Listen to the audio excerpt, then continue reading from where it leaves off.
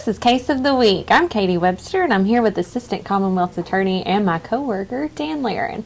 And today we're going to talk about a type of probation that you may have heard about, but a lot of people don't really understand what it is. And that kind of probation is shock probation.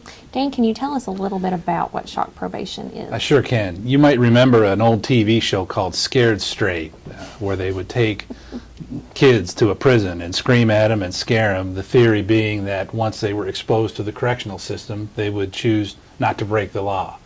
And that's kind of what shock probation is. The theory of shock probation is that a young or first-time offender goes to the correctional system, spends about 180 days there, and then learns the error of their ways, convinces the judge that they don't need to be incarcerated anymore, and they're returned to the community.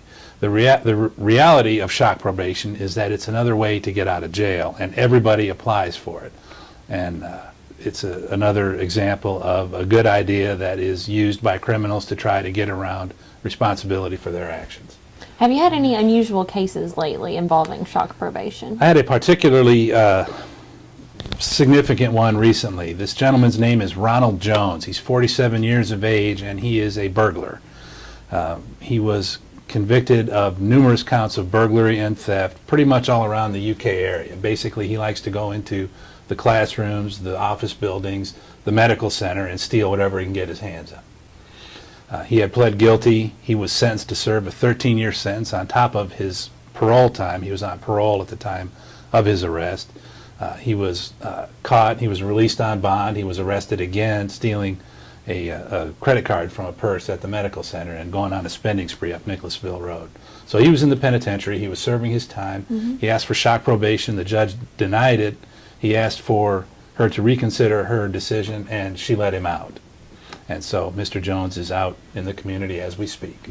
Are there any, how was the resolution of this case? Well, the main thing about this case is that Mr. Jones has 19 prior convictions. He was on parole at the time of his offense. He had been released on bond, arrested again.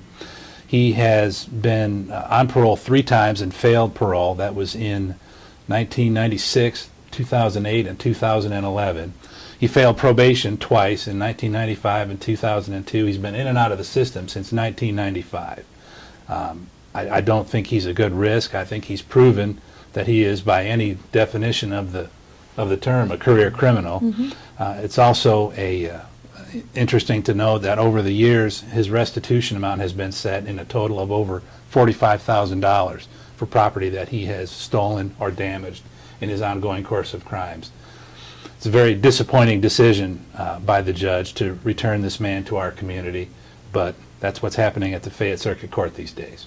So now he's back out in the community running around. He is. I would hope that perhaps he would maybe work near UK or go to school near UK or maybe go to a basketball game, treat our community for something other than a place for him to steal. But the odds are pretty good that he will be back in law enforcement's eyes pretty soon. We'll be watching for him. So if you're at UK, you need to watch your belongings. Always a good idea. All right, thanks, Dan. This has been another episode of Case of the Week.